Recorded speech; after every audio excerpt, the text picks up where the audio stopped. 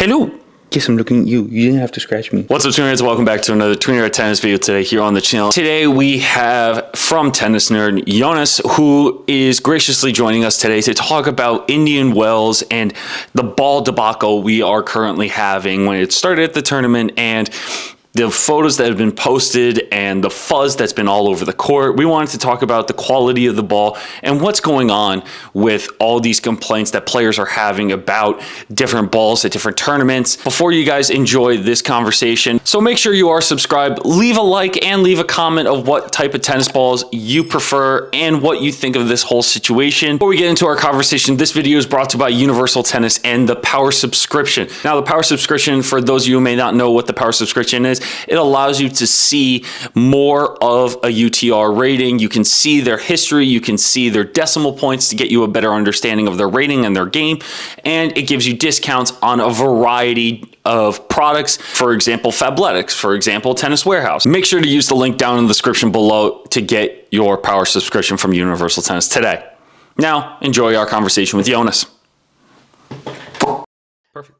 Hey, fellow tennis nerds. I hope all is well. Today I'm here with Phil from Tweener Head, YouTuber, coach, strong tennis player as well. We started by talking about that before we moved on. He's been getting back into some match play, and we all know how nerve-wracking and frustrating and fun that can be. But we're going to talk about pretty much everything around tennis, some about tennis balls as well. So I hope you're excited about that. But first of all, Phil, how are you doing today? I'm doing great. Thank you so much for making the time to see me and talk to me about the tennis ball debacle, as you put it before we started recording. And yeah, it's just great to be a part of your community and great to have you on. Cool, man. So let's get into the balls first, and then we can talk about your background in tennis and other things. Perfect. When you reached out to me, I mean, we've done an interview before. I think you interviewed me. Sometimes it's hard to remember these things with podcast life. Like everyone's a podcaster, and it's like, yeah, which podcast was I on? Was I on yours or you on mine? Or what happened, you know? But it's great that tennis is in that space where content creation is happening. But what made you think about balls and want to talk about balls? The reason why I wanted to talk about tennis balls, and don't mind my 16-year-old mind going to rephrasing that to tennis balls. Yeah, well, that's what first I thought as well. So we're all 16 here, so don't worry about that. Thank you. I appreciate that. But the reason why I wanted to talk to you about this primarily is because you have a wide range of knowledge about different products and different ways that companies make certain materials and what products are out there that people may or may not know. And recently with Indian Wells, I feel like this always happens around Indian Wells time, is the quality of tennis ball that's being used for a Masters 1000 tournament for the men and women, and seeing right now what is happening to the balls after a certain practice time or what's happening during just a couple of sessions.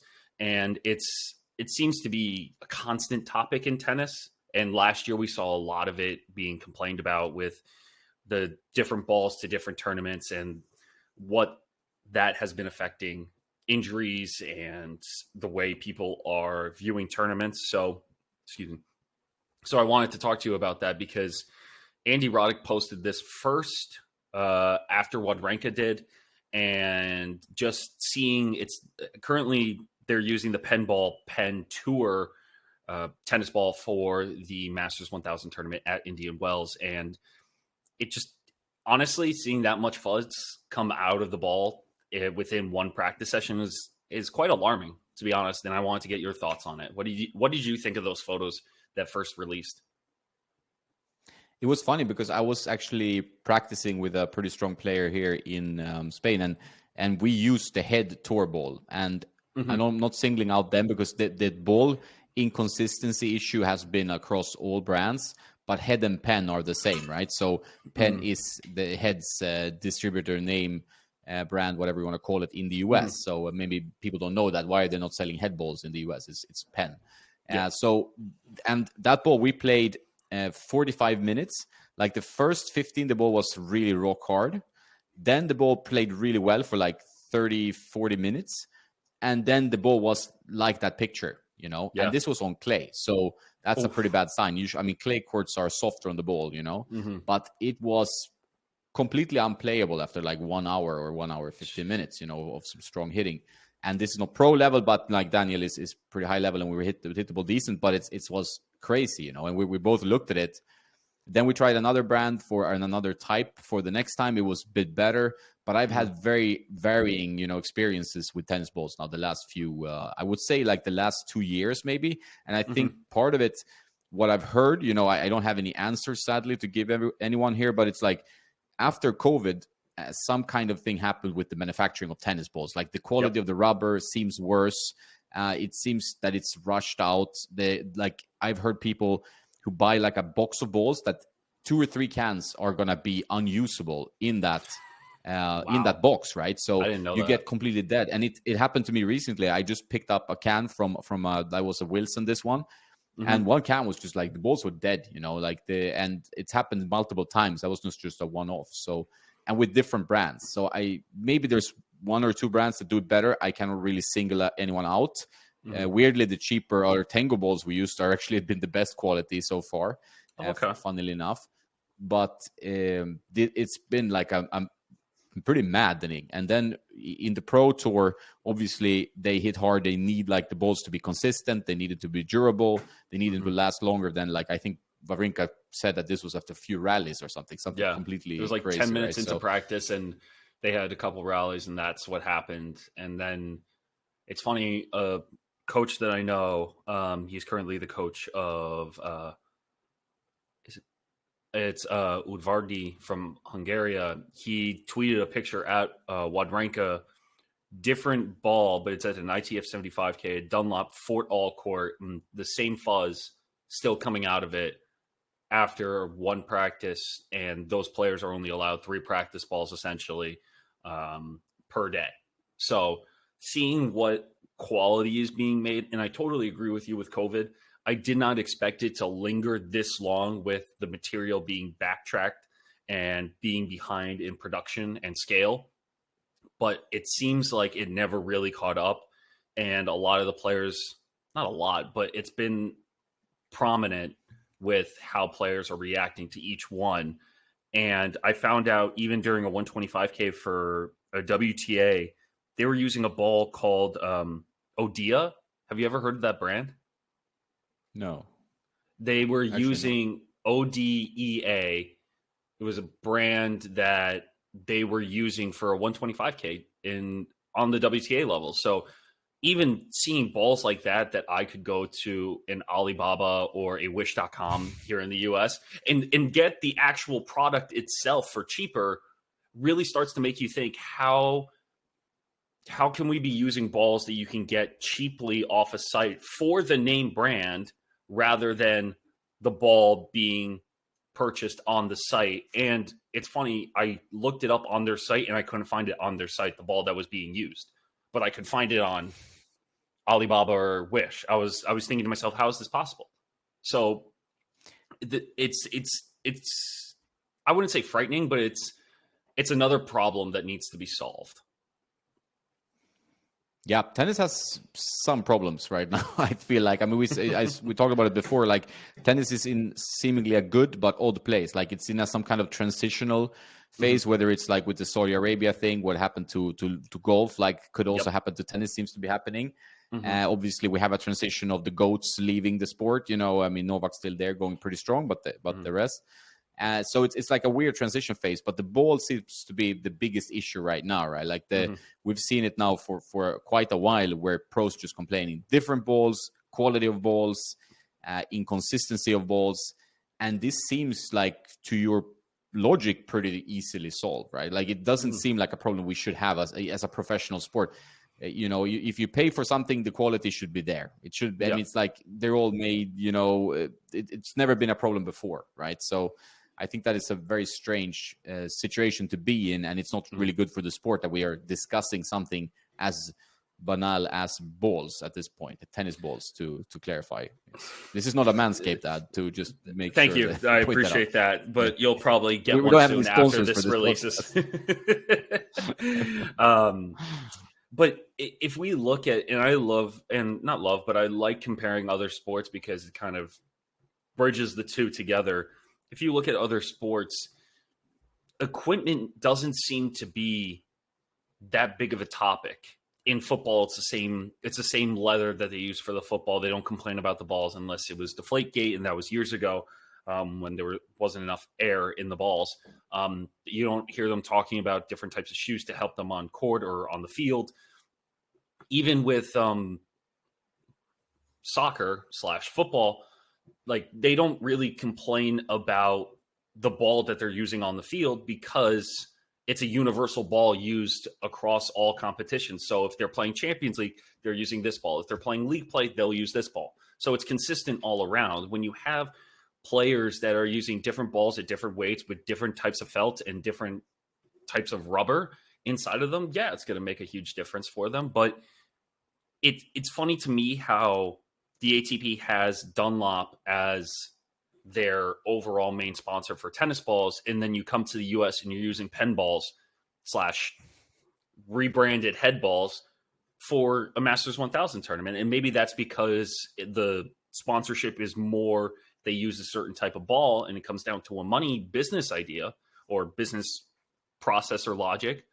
But why would we have a main sponsor for tournaments and the organization itself, and then use different ones for, I guess, a Grand Slam? But the Grand Slams are different because they're their own entity.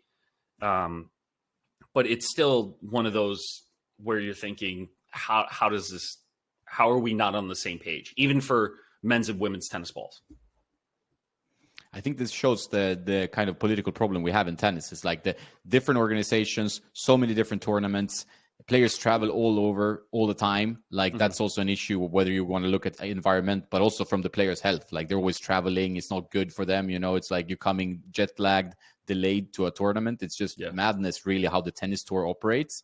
It seems like if you could invent it from scratch, it would be so much easier to pinpoint. Like, yeah, they're going to be in this region for 2 months, and they're going to go to this region for 2 months, and then this region for 2 months. And that's it. You know, you just like make a clearer picture of what is practical for the players. So it's easier also for them to be like, okay, I lost first round, so now I can travel to the next tournament. It's only like a car drive away, right? So it's not like this craziness of, okay, I need to get to the airport, book my own flight. Pros have a pretty rough time at it. It's not really glamorous if you're like 500 in the world, which is an amazing athlete, right? So this is one thing.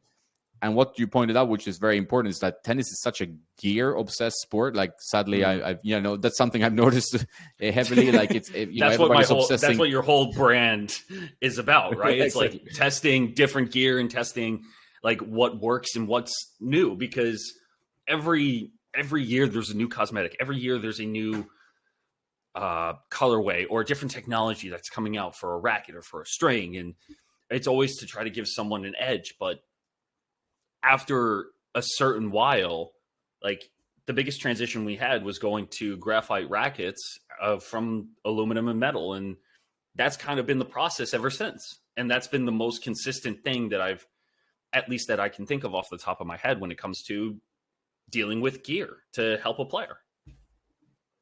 Yeah, it becomes an obsession. And it's also been like a journey for me where it's like, it's really interesting in many ways because there's history to it, going from wood to graphite to how it impacts the playability and feel, although it might not impact kind of the power so much when you go into the nitty gritty of it. But it can also be tiring because like the sport is not about the gear, right? So that it's also like it should be less about the gear than it is, even from where I'm coming from, kind of. And having done this for quite a long time, so it gets and so much of gear is marketing as well. Like it's like about marketing your products and stuff like that. But you need to take care of the small pieces of the puzzle, like the balls. Like for example, like if they have a ball sponsor for a year, how difficult is it to make sure that X number of tournaments use that ball, or whether it's Dunlop, whether it's Wilson. So of course, like the sponsor is gonna be like, hey, we're the title sponsor of this. We want our ball to be the ball of the tournament, or the ball sponsor. I understand that completely, but you need to find a way to do it in a way that's also player focused. Because the tennis team's kind of player second a lot of the time. It's not player first. There has to be a bit more player centric as a sport, because it's a very odd life you have as a tennis player of pro level, which you don't see in football when you have like a bus going to the tournament. Like, you're always with the team, you have a support group. tennis, you're all alone, and you have the oddities of you need to get your racket strung, you need to have the right amount of rackets and the matched and so on. Then you have the different conditions, balls, and everything. So it's a gear sport, and maybe not in the best way, because also with the polyester strings, like the players, they break strings all the time. They need to restring like 6 rackets at least before every match and so on, and practice a few rackets sometimes. So it's kind of intense on the amount of gear being used all the time. And that's a little bit of a tennis problem, I think. Like it's not environmentally friendly in many ways. And it's now also like obviously an issue with keeping consistency across equipment as well. Yeah, excuse me, I just dropped my pencil. But I totally agree in that statement, because you look at different types of shoes. You look at hard court, clay court, grass court. And grass court, like you can get away with hard court shoes on clay. Maybe you won't slide as far, but you can get away with it. You go to grass, you're absolutely gonna lose your footing within the first 2 rallies. So having essentially 3 different types of shoes too proves that gear centric idea that tennis is it's kind of baffling if you were to tell someone in a different sport how much different gear there is, because then you have different types of string, you have different type, like clothing seems to be the most consistent for everyone. It's just the cosmetic design when it comes to what it looks like or for which tournament. Shoes are different and rackets are different. Strings are different for different surfaces. So for me, it's just tough. That's the only word I can really use when talking about the amount of gear that's being used, because if we go back to Indian Wells, we look at the court surface and how slow it may become. And one thing that I read online too, Matthew Willis, who's a great insight into tennis, and he tweets a lot. I refuse to call it X, by the way. That's why I'm not calling it that. But nobody wants to call it X, I think. I don't think anyone wants to. But no. He said that, are we really surprised by how slow the courts play at Indian Wells? He's right. Indian Wells has been known to have slower courts because of the altitude and the way the courts are set up and the environment that it's in. So it's not a surprise that the courts are slow. We just have different, like, it's just another factor to throw a wrench into the cog, right? But that's not really the problem. It's the balls. And the photo that I saw a photo that was posted by Luca Baldi in Ubi Tennis, like the amount of fuzz that was coming off the ball and onto the court. It feels like here at like a high school court, you'll see so much fuzz. Or if you go inside in Europe at like a carpet court, like all the fuzz in the back, like how much fuzz is really coming off the ball? Like I've never seen that at a pro level tournament. Yeah, it's a weird space to be in. Like, and the pictures are in a way shocking, because it's like shows the disintegration and how often now they replace balls obviously every 7 games, but it's like. That's just like, so if you tell someone outside tennis, like, hey, we have to have new balls every 7 games in a pro match, they will be like, wow, so you're going through, so the amount of balls we're going through, and if the quality is this bad, they have to start like pushing that even faster, like be like, okay, the changes now after every 3 games or 4 games or whatever you want to call it.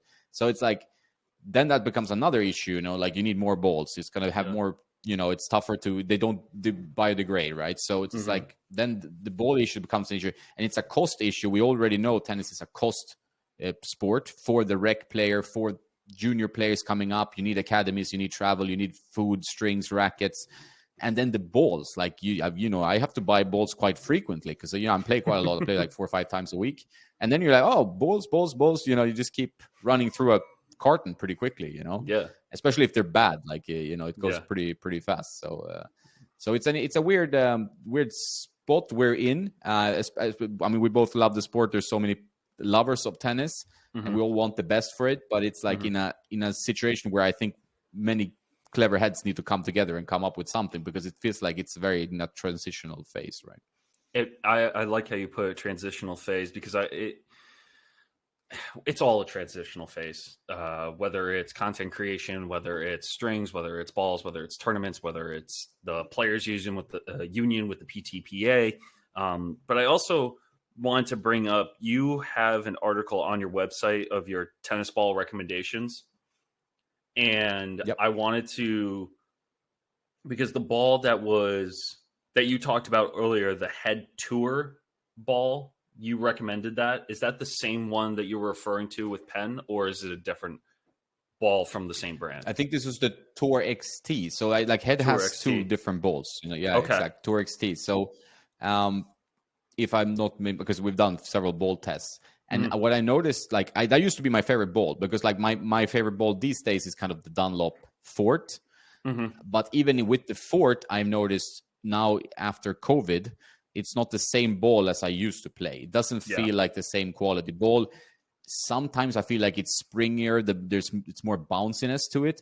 I feel like it doesn't last quite as long. So something has changed, of course. So like when you review something, you obviously want to like stay with that opinion for a while. But it's difficult when the product changed, right? So it's like I've become really as a selling product, it shouldn't change if it's that good. No, exactly. And I've seen that. Like you do the ball test and then you're like, okay. And then you revisit and it's like a year later or something. And you're like, wow, this quality, something is off. Like something is off and I don't know what. And I don't want to blame it on. How are we still in a situation where there's like shortage due to COVID, where there was, I mean, then you understand like, okay, there's a shortage of tennis balls. Fair enough. The world is in some kind of crisis. But now, why is the problem still persisting? That's as you said, right? Like that is very hard to explain, and I have no really good idea of why we're in this. And if the manufacturers themselves have the problem before them, like they know that this is a problem, how do we solve this?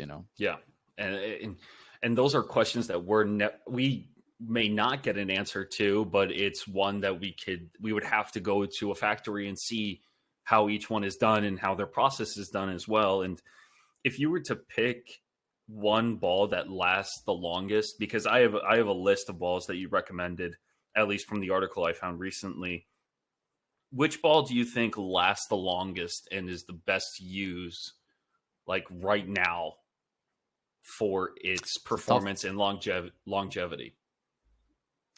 Like overall, it's in my tennis playing life, it's been like the Dunlop Fort all court. Like I had some experiences recently that might put a question mark to that, but I did like that. There are some balls that are fantastic out of the box. And I think we mentioned that in the test. Like they're fantastic out of the box, but they don't have the longest durability. Like for some balls are like they come out feeling perfect. Some balls need like 20 minutes and then they're getting there, but they're kind of hard as stones in the beginning. Like there's something before they fluff up a bit, So that's like I will say the Artengo ball has been very good. Like I played with that the most recent session. I think it's called TR. They have some weird names like by TR 990 or something like that. It's something like that. Their but rackets, it's their right? most. Yeah. It's their most expensive ball. That's been good. Yeah, I do like RS balls, but their durability has been a little bit so-so on some cans with the white. Like they have a white and a black can. The white can is I think the best, but durability-wise, so yeah. Is that the Dunlop Soderling brand? Is that the one? Yeah, that's the Soderling. Okay, exactly. just making sure. Yeah, they make good balls actually. I must just give them. I really like the playability of those balls. The Dunlop AO is good as well. The Australian I've heard Open a lot is of good generally things about that one. That and I used to be Wilson. a fan of the Head. The Wilson is a solid. Like that's the one I have in the wardrobe over there now. Like where I stocked up on. Like at least bought a carton. It's pretty good. Like I would say it's an average good ball. Like one advice I would say to most people is don't buy balls that say championship and try to look for extra duty ball. Like try in the States, like especially because they write it on the ball, but it's I think that championship, if it's a championship on the ball, or even like I know I've seen some balls like Head Radical and the ball is called the same as a racket, avoid it because it's like it's a cheaper ball, and don't buy pressure less balls unless you are going to use it for coaching or for in a ball machine, where the durability is good, but the playability is pretty so. Okay. Those are some standard, like, it usually pays well for your tennis to go for a premium ball. Yeah. I know balls in the US are cheaper, why, I don't know, compared to Europe.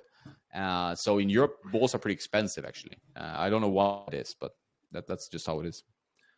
What's the average price for a tennis ball can for you guys in Europe? Like if you were to go to your shop and buy like one sleeve, how much would that cost you? Yeah, like a pack of 4 is like €9, which I think is like 10.50 or something. Yeah. That's depending on the ball, it could be. But I only buy premium. I don't really know the low cost balls. I can actually check what the price is around right now, but yeah, it depends. Like sometimes they have some balls are usually not on sale either, so that's a little bit tricky. Like you can rarely find like good balls on sale, which is a little bit of a stuff.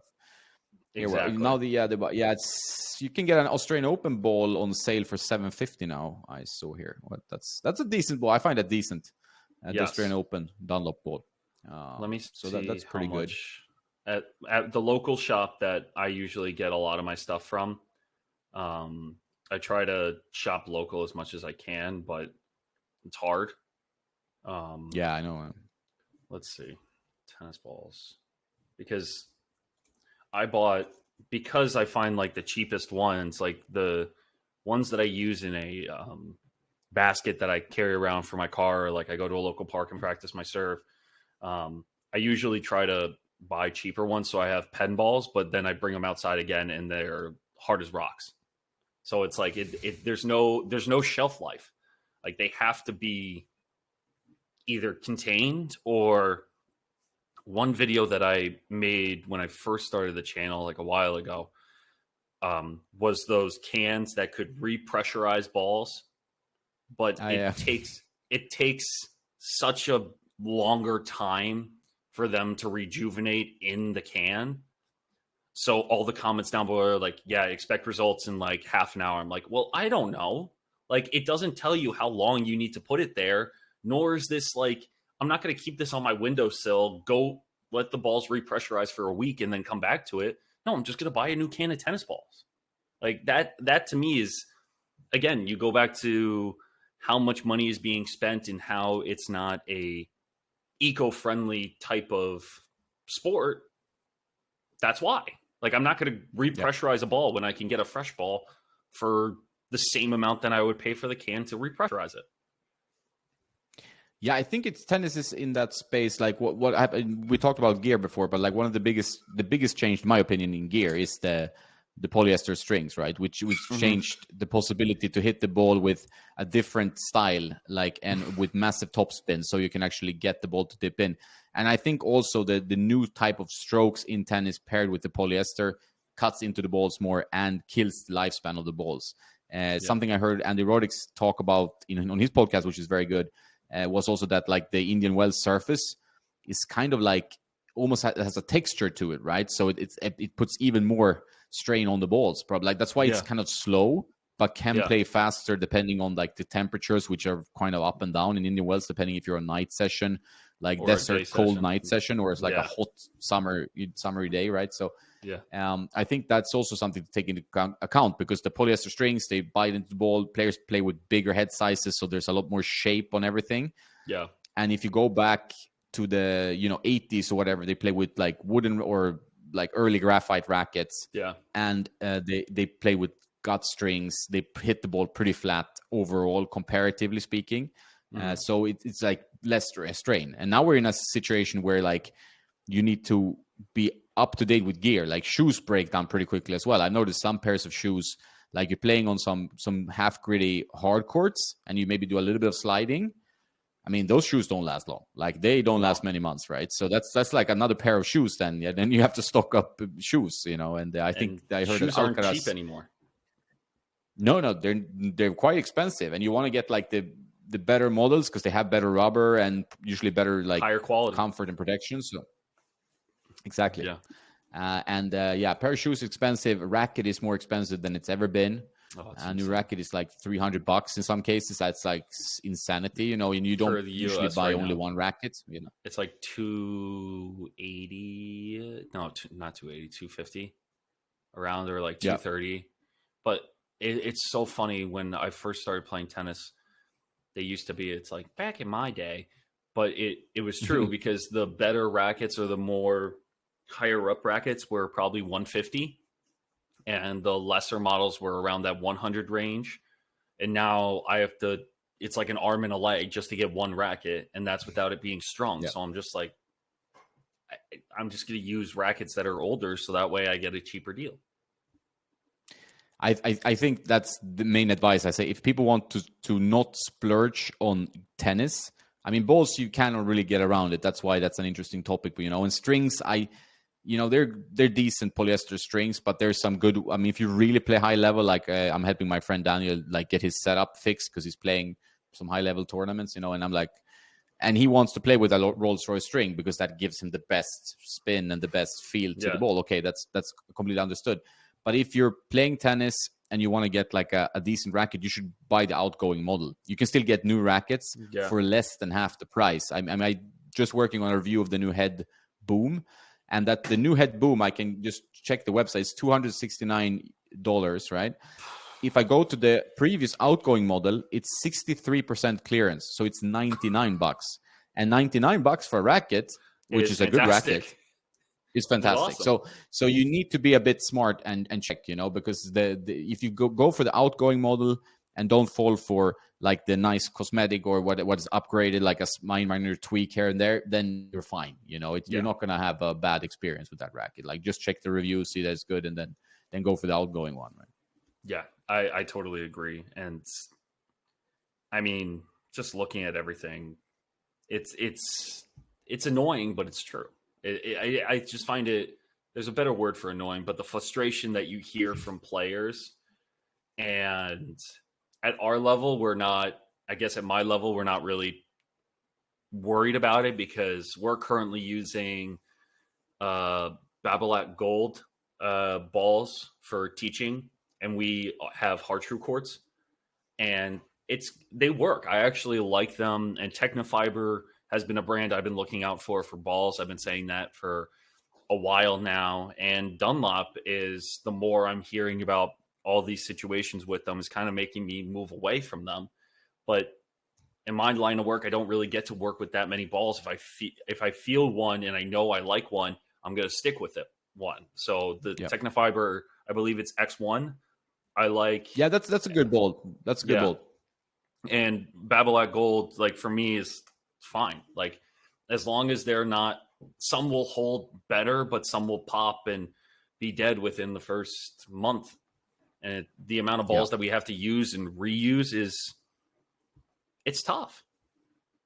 Yeah. I think for coaching, which I guess what you use the balls the most for, is having a slightly softer, livelier ball, like at X1, it's a little bit bouncier, or Babolat Gold is a slightly cheaper ball, but it's also a little bit livelier, bouncier. Yeah. It's better also for players like maybe with not perfect technique or going to hit a lot of balls on a machine or whatever, that it's better for the arm. Like if you get like a Tour XT maybe, or a Dunlop Fort, those are nice, heavier balls, or used to be at least. And they are like, if I give it to my father, who I hit with, sometimes he's like 66. He feels the ball more on the arm, I can see that, he's not super sensitive with the elbow, but he feels like this is a bit more to hit. Yeah. So it's also important that you get a ball, because I think one of the problems tennis has is obviously also for new players, it's like, when do you start enjoying tennis? You're like, the starting is so long, it feels like, to get the technique where you can actually rally, it's too long compared to some other sports. So now I see like every day there seems to be a new racket sport. I mean, we're not talking pickleball. I saw my buddy sent like, there's spec tennis. And I'm like, what's spec tennis? And it's like playing on a small tennis court with a slightly longer bat of some kind. Like, I don't know if it was like plasticky or what it was. And it's just another racket sport, because they're trying to find like, can we find easier ways to play tennis? It's like what everybody's looking for. What the heck so it's kind of frustrating. I'm looking at it. Yeah, you now. See it? Never saw that before. Just today I saw it. What is this? Yeah. Well, I mean, we don't. Go ahead. Yeah, sometimes I'm getting frustrated because it feels like we're, people love tennis. Tennis is like the original, right? In many ways, right? So you feel like, okay, we made tennis quite difficult and quite elitist in a way, and it's pretty expensive. Yeah. There are many ways maybe we can get around that. And I think like starting with green dot balls or whatever, lighter balls for beginners is a good way to do it, playing on clay courts like hard through or whatever, slower clay courts so they have more time because the movement is kind of complicated in tennis. There are ways we can mitigate the problems of getting a new player in. But now there are all these new sports popping in because they're just addressing this kind of thing that we could address within the sport. I'm not okay. Pickleball might be a bit further away, but still, it feels like people want to play tennis, but they want to play easier tennis. Yeah, it doesn't feel like that has a sport of its own.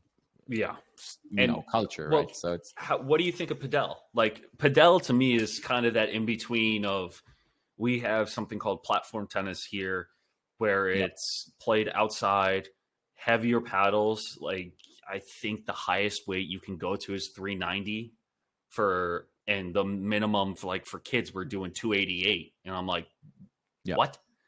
And it's done so that way you can play in colder conditions and the ball bounces more. And you're playing on a surface that's made of metal and grates, and there are little slits in between. So that way the heat underneath can get the snow or get the rain off. And people that are playing that also now are transitioning to padel because it's easier on their bodies. So it's like, you're trying to find a solution to that in-between feeling of not a full tennis court, but still being able to play something similar to it.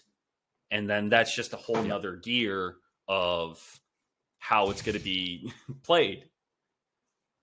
Yeah, it's funny. And I think some players, maybe they might try pickleball and they feel like that's too far away from tennis, potentially, or the sound is very annoying, which it is. And then you go to padel, and they feel like, okay, this is somewhere where that's in between that I feel like I get a good workout, decent workout. Mm-hmm. I would argue in some cases, like knowing pretty high level padel players here in Europe, like it puts quite a lot of strain on the body the way you move, because you move more intensely if you play a decent level. Like for beginners, it doesn't matter, but and obviously you have to account for the walls, so there's longer rallies, the ball bounces, and you have time to pick it up. But I can see why it's growing, because it's like so much easier to give a person like a paddle racket and say, hey, you can play, within an hour, you should be able to at least sustain a few shots here and there, right? Yeah. While tennis, it feels like more like, you need, hey, you're in for a ride of a year to get going for this stuff, You need to be here every week for an hour, and then even that is not enough. So it's tough. It's genuinely tough. It's a tough ask, I think. Like people now with their time and stuff, they want to sit and look at their phone the whole day. So then it's like tough to ask them to do something outside. I think fair. It's my old school brain talking about it, but it's like you feel like you're competing with more and more things now. Besides all the new sports, you're competing with time, and everybody's time is so precious, and everybody's on this self-improvement calendarizing their whole life, and then to get that spot among the activities a person is doing for tennis, it's not as easy as it was, I would say, 10 or 20 years ago. Well, it's funny because I just spoke to members that, and for legal reasons, I'm keeping their names out of it, but for them to say that they don't want to play tennis as much, they prefer, we'll call it platform tennis instead of paddle, because that's different. They like platform more because they get involved more. And even though it's a slower game and there are longer rallies, they told me that they found tennis matches a bit boring. And that's why they like doing cardio tennis, where it's more fast paced and it's not based on a match. It's more about doing clinics and getting exercise, and people do it for the cardio involved rather than the actual sport itself. So that's what people are going to at that level. That's fine. But it shows you something is changing about the way, and doing the format is a whole different conversation. And I don't think we need to change that, but that's just my opinion. So it's very different seeing perspectives of why people like tennis versus people trying to find a sport that's like tennis, but is not tennis. Yeah, that's interesting. I think, I'm not sure where I am with tennis. Sometimes I'm feeling despondent, a little bit depressed about the future. Sometimes I'm like, it's doing well. Like we have Netflix with Nadal and Alcaraz. That's a pretty good step in the right direction. We had, 100%. the Breakpoint series as well. But then the other hand, you have like, for example, Emma Navarro recently saying that, I didn't start watching tennis matches until like last year. And here's a pro player who's doing really well and not even watching the sport she competes in. She could watch for research purposes only. She didn't have to watch for entertainment. But yeah, her dad owning the Charleston Open, her being an NCAA individual champion for Division I tennis for the University of Virginia, being the number one player in the country. Like, it just shows you like the value of what people watch. And you always have that famous Camila Giorgi quote of like, she doesn't watch tennis, like from Wimbledon, but it's true. Like, when you have a profession that relates around traveling and having so much mental toughness to get through, and then you're like, I'm going to watch another match today. Like, I don't think that's how people want to spend their time. If 24/7 is tennis related, their meal, their flight, their interactions with others, their sponsorships, if all revolves around that, I think that's the last thing they want to do. Yeah, and that's one of the things I said, I think, as well. Like, I can completely understand, although I understand also, like, you need to scout your opponents. You can now pay for analysis from different analysts. Like, that's a full-time profession you can have now in tennis, But I can understand, like, your whole day is revolving around hitting that ball, figuring out how to go about it in the gym so you improve that skill level. And then you don't want to go home and be like, first thing I want to do is watch, Andy Murray play David Goffin in the first round of the Indian Wells, right? So that's not. Although I did watch that last night. So did I. So you can't really complain about that. We're already disturbed here. There's no hope for us, right? We're not talking about other people. Can't get out. We're so far deep that there's no way we can leave. No, the cult has taken us. It's like it's over. No. This is just recovery for other people, We're warning people about a sport we love and dedicate our lives to maybe not do that, but also join us and follow us. Yeah, I think it's interesting with tennis. Yeah, exactly. Tennis has that kind of cult, like it drags you in, and I mean I cannot talk for. I mean, people love other sports as well, but I feel like with tennis, it's like it's not maybe as vast and diverse in many ways, but it's like for the people it gets them big time, right? It's like it's heavy, It's heavy, and that's the feeling, at least. That's the feeling, and I've had people that have gotten in. I've known people that have gotten into tennis and then have dove in right into strings and dove right into the gear and like different tensions and looking it up themselves of like, this player's doing this and this, and then I want to get my racket strung at this tension with these strings. And after a while, like after you work in a tennis shop and they say they want this and this, why would you tell them no? Like, they want this, okay, take it. Like, tell us how you feel about it, and then we can say like, you shouldn't have used that because of this reason, but if you like it, it's yours. Like, that's how deep into the conversation or knowledge people try to get into, because then they'll try to pawn it off as a way of like, I've been doing all this research, I know so much. And then it goes off the deep end where you're like, sure, if that's what you say it is, like, that's fine. But then you have someone like yourself who actually knows what's going on and knows the difference between this string and this string, this ball and this ball, this racket and these shoes. Like, there's a big difference. The funny thing with tennis is like, you can get super nerdy in terms of like what weight, swing weight, balance, twist weight, all that stuff. But it's a feel-based sport, and it's about fun and feel, in my opinion. Like, those are the two key words. I'm trying to have a very, although it's like a channel with a lot of nerdy content and stuff like that, but the foundation is the love for tennis.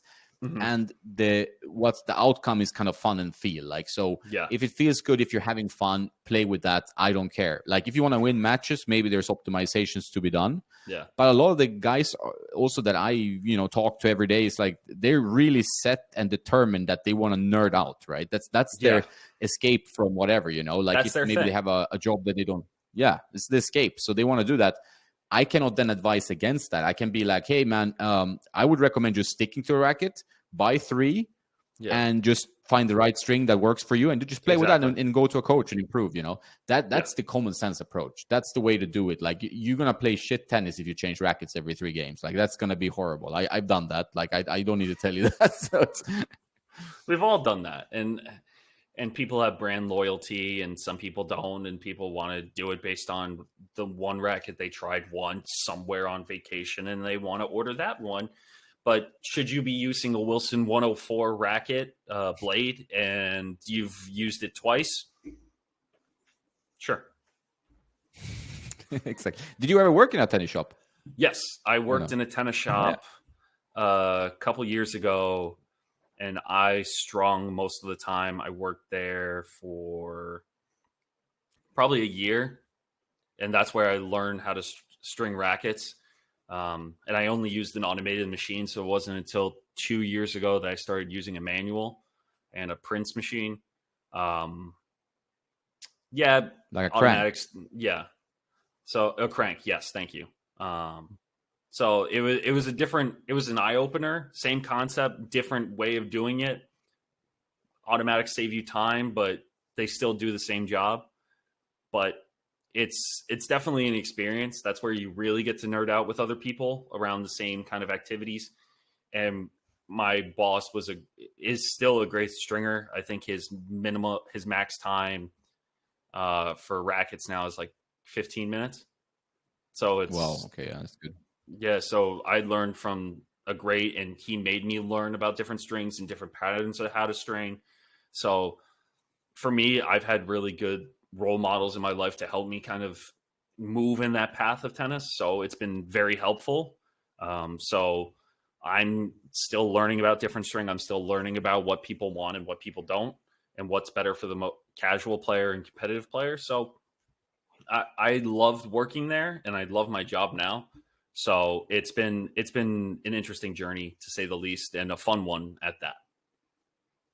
Yeah, it's fun. I mean, like, I think it's you unite over a shared passion, right? So it's like sometimes it can only be a struggle. Like, about when I said fun and feel, it's like sometimes I get a lot of this. It's like you can easily say, okay, this guy is a 3.5 NTRP, and you be like, okay, you should play with a team model, like something lighter, something larger head size. They usually call team or something like that.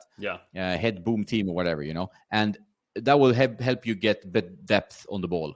Yeah. But this guy, he's a Federer fan, so he wants to play with the RF97 autograph, which is insanely heavy, very difficult to use. Or he's a Prestige purist who's played with Prestige since the 80s, and he just wants to play with the Prestige. And you say, okay, your ball is coming over with no pace and compared to your other racket. But if he wants to play with that, who am I to tell him? Like, I can only say, where do you want your tennis to go? Like, and if something puts a smile on your face, maybe the nerding is a reason you still play tennis. I've even met people like that. Like, if they can nerd into the rackets and the gear, they don't enjoy tennis as much. So the nerding kind of accentuates the love for tennis. Then that's fine, I think. Although, but I was going to ask you, because you started playing a little bit more competitive matches and stuff now, and something to come on the channel as well. How's that experience been going from, like, coaching, being more training and stuff like that, and then going to actually playing matches? Because you're quite a good player, so then it's a bigger step then when you have to get back into hitting. It's different when you're playing two different sports. During the winter, we teach platform tennis, and during matches, I'm going into it basically cold. So not having the reps definitely has an impact, and my serve has been very iffy through my tennis career, and I can teach it, but I can't do it. So there's a big difference between that. I think for me, it's definitely an eye opener. We have a video coming out next week where we take on a 10 plus UTR. He's a 5-star recruit. Whole family's in tennis, just won an ITF junior doubles title 2 weeks ago. So he's going to be really good in the next couple of years, and he just turned 16. So we played against him in 2 out of 3 sets. But I enjoy playing and kind of putting myself into that, because I want to show what these athletes can do and what these guys can do as well. And whether or not I win or lose, I just enjoy the experience and being on the court with them, because it's a learning lesson for me, and it's entertaining for you guys because you get to see what someone like a 5-star 16-year-old recruit is. You get to see what a coach who trains with 11 plus UTRs all the time, with one of our friends, Gary, who runs Complete Court. We shot and video that's already published now on the channel, and that was 2 weeks ago. And then we have we do pre and post match videos. That's for our members only on the YouTube channel. So if people want to check out more behind the scenes of what we go into matches and what we take away from matches, they can definitely check those out as well by becoming a member.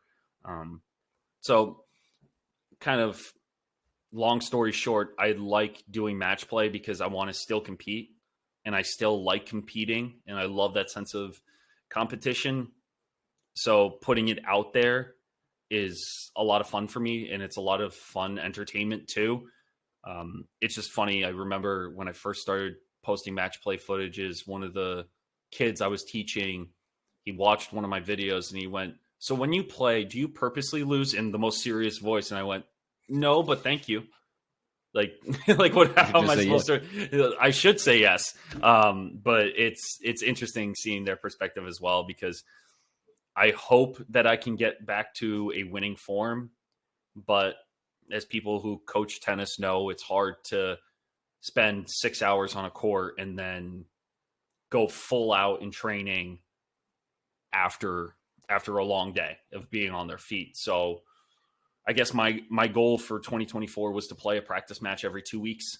And my goal is to get back into match ready form, and that's going to take a lot of dedication.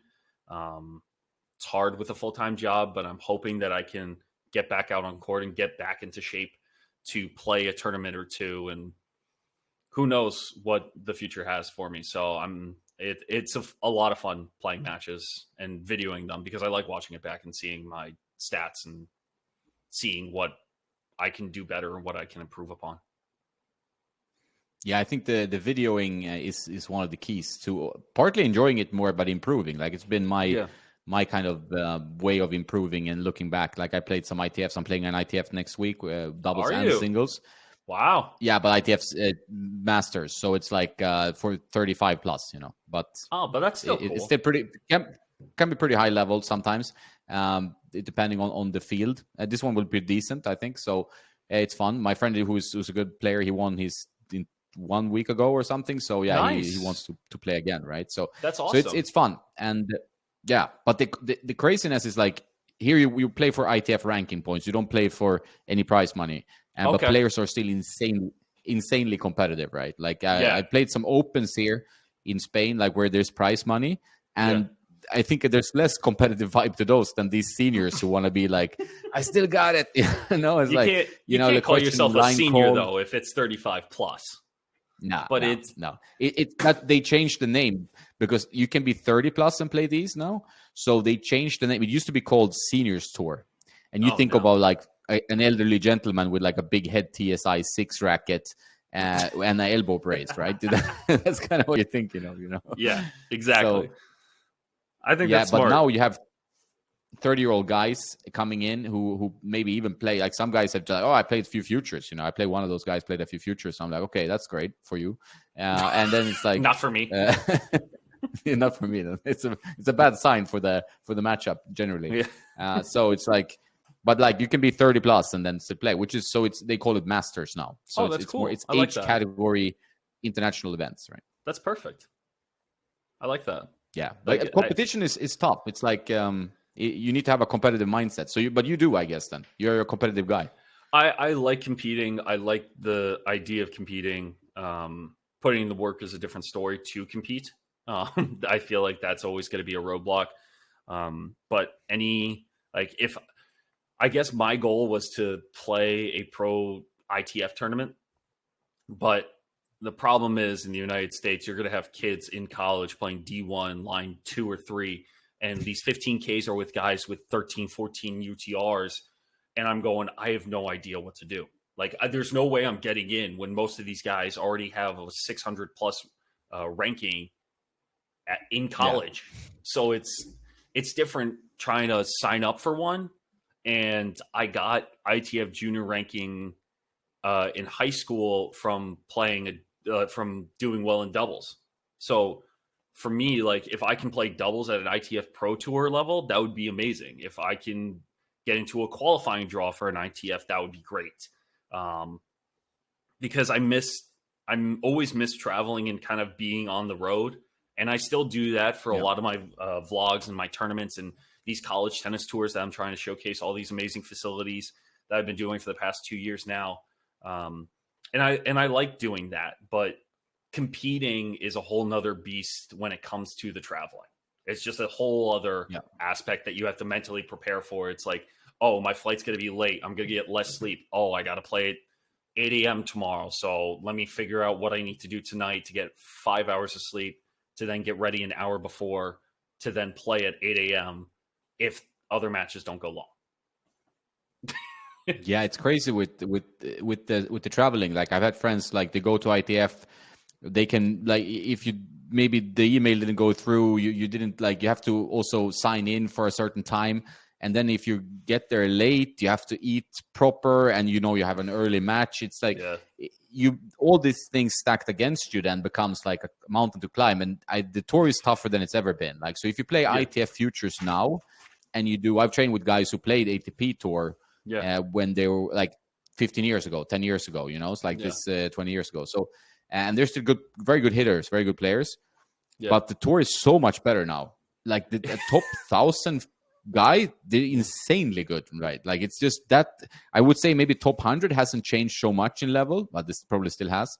But the top, if you go deeper down, it's insane, the competition, the level. Right? And you've had Karu on your podcast as well, correct? And yeah, what a few he's times. Doing, a few times. And for him, looking at someone he's even mentioned it a couple of times on his socials with, you're trying to get into an ITF 25K in Ithaca, New York.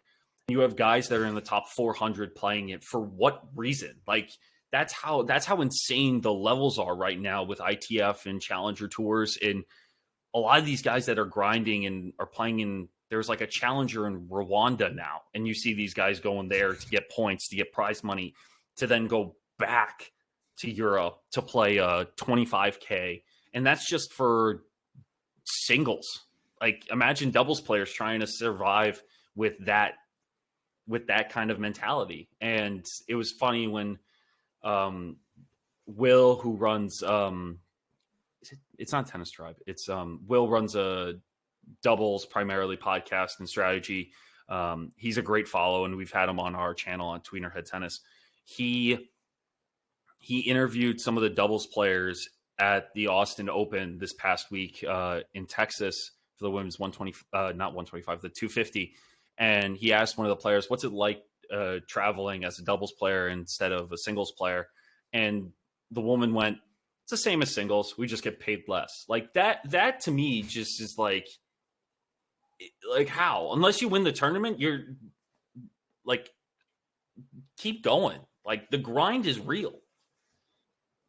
Yeah, no, it's insane, like the grind level. I think it's Will Buchek, right? No? Yes, thank you. Tennis Tribe. Yeah, yes. Tennis Tribe. Yeah. So I met him as well for the head event. No, doubles, sadly, it's like, I mean, it's a very competitive sport as well, but the prize money is quite a lot diminished from singles. And the prize money on ITF Futures level is still a joke. Like, whatever small improvements they've made, compared to other sports of the same caliber of tennis, because tennis is still a world sport, like high ranking world sport, it is not enough, right? That's the issue, I mean, if tennis was played with this kind of setup where, you have offer free accommodation or cheaper accommodation, and it's played in, 4 parts of the world during the year, so you don't have to travel so much, then the cost can maybe be mitigated a bit and you can get around that. But now it's with constant traveling. It's like a Rwanda Challenger. I mean, it seems very well organized, what I saw. But it's still like what we've seen. But it's funny. It's a long trip. Well, during COVID, remember the Italy had 4 challengers back to back to back. And I've heard, at least I think I've heard, like a lot of people love that because that way they knew the exact same place that they were staying and they could play these events back to back to back and still make money without losing that much money. So it's like, why aren't we doing tours inside the tour? Like the whole Andy Murray calling out the ATP for not doing a South America tour with more tournaments. And then all of a sudden Cilic tweets out an article saying that they're trying to get rid of some of the tournaments in Argentina. Or like, how can you get rid of that environment after you can see what they've done for the Davis Cup in Argentina or in Brazil? Like getting those kinds of fans inside a tennis arena is fantastic. And I don't understand why they wouldn't build more of it. Yeah, 100%. Like, and that's a region full of tennis lovers, whether you go to Brazil, Argentina, whatever. This is tennis Mecca in many ways, right? So you need to have a proper tour. You have to have 1,000 there. It's just common sense to have something like this. Has to. And I think sometimes, I mean, there's been a lot of like shooting in the foot from the ATP, WTA over the years, and some kind of reform has to be made where it's like, you know, there needs to be some common sense coming in there. I mean, obviously, I'm not a guy that knows all the answers and stuff, but it's obvious that players are frustrated. People outside tennis, sponsors, they're all frustrated. So something you need to find like a new way of dealing with the tennis tour life, because it's not good as it is right now. I think most people can agree to that. I totally agree. And seeing what they can do and seeing what happens is going to be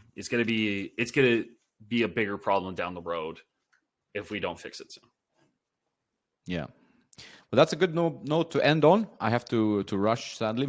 it's like, but we already done an hour. I'm happy to do it again whenever you want. It was a fun convo. Absolutely. Really enjoyed it. Thank you for coming on and talking to me about tennis balls, and then every other conversation about tennis summed into one, which is why I love talking to you and talking tennis, because you have such a great insight and you know your stuff. So I greatly appreciate you coming on to talk to us. Yeah, likewise. It's always fun talking to fellow tennis lovers and nerds. It's like we're a strong community. We're all crazy, but we're a strong community, and it's important that we have these discussions always, because it's just for the love of the sport. It's not to roast anyone or no. It's just because we want things to be better for the sport. That's exactly. And I think that's the best part. Awesome, man. Thanks, Phil, and I will talk to you soon. Awesome. Thank you so much, Jonas. I appreciate it.